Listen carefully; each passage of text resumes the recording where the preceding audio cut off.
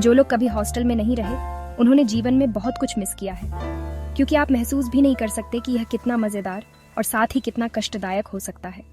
ये मानो एक बड़े प्यार से संजोया गया विशाल परिवार हो। यह 2009 की बात है। हमारे रूम में हम 4 लोग थे और पूरे हॉस्टल में लगभग 100 लड़कियां रहती थीं, तल्ला दर तल्ला। ईद उल अजहा का पवित्र दिन करीब आ रहा था। हॉस्टल भी धीरे धीरे खाली हो रहा था और लोग अपने घर जा रहे थे। मेरे रूममेट्स भी जा चुके थे। उस वक्त मैं इंटरमीडिएट की छात्रा थी। साइंस स्ट्रीम में होने के कारण पढ़ाई का काफी दबाव था। प्रैक्टिकल्स और ट्यूशन की भी व्यस्तता थी, इसलिए मैं हॉस्टल में रुकी हुई थी। मेरे अलावा हॉस्टल में सिफर, साइमा, सनी, सफा, आजमेरी और अनन्या जैसी लड़कियां थीं, जो अलग अलग रूम्स में रहती थीं। पूरे हॉस्टल में बस इतना ही लोग बच गए थे। हमारे कॉलेज में 2 हॉस्टल बिल्डिंग थीं, 4 मंजिला इमारतें जिनके नाम भी बहुत प्यारे थे। सीनियर लड़कियां शापला हॉस्टल में रहती थीं और हम शूली हॉस्टल में। मेरी जिंदगी की सारी खुशियां हॉस्टल से जुड़ी हुई थीं। मेरा यह आनंद का संसार था, क्योंकि सब मुझसे बहुत प्यार करते थे।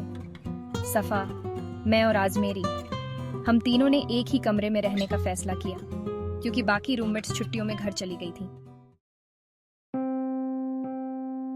हम हॉस्टल की तीसरी मंजिल पर थे, सिर्फ हम 3 लोग। खूब मस्ती कर रहे थे।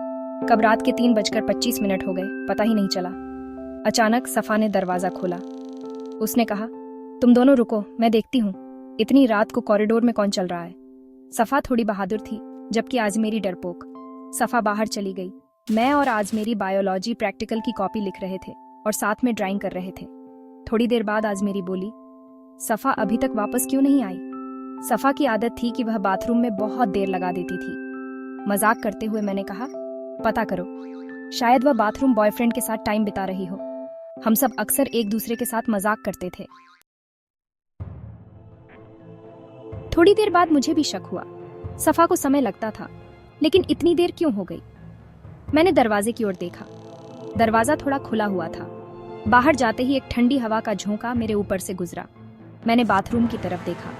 सारे बाथरूम खाली थे। फिर सोचा, शायद वह बालकनी में हो। चारों तरफ हल्का अंधेरा था।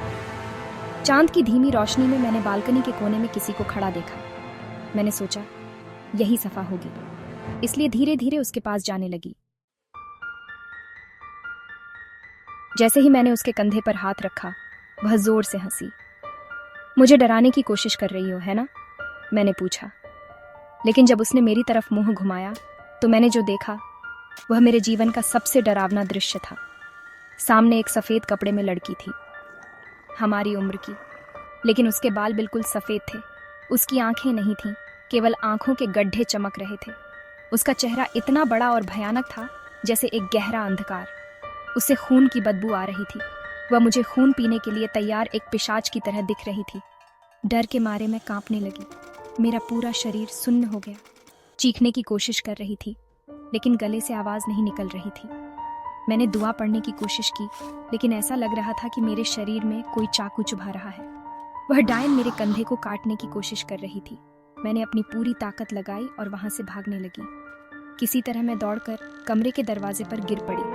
तभी मैंने सुना, वह डायन कह रही थी, तेरा नसीब अच्छा है, क्योंकि फज्र की अजान हो गई है। इसके बाद मैं बेहोश हो गई। सुबह जब पानी के छींटों से होश आया तो देखा बाकी लड़कियां रो रही थीं।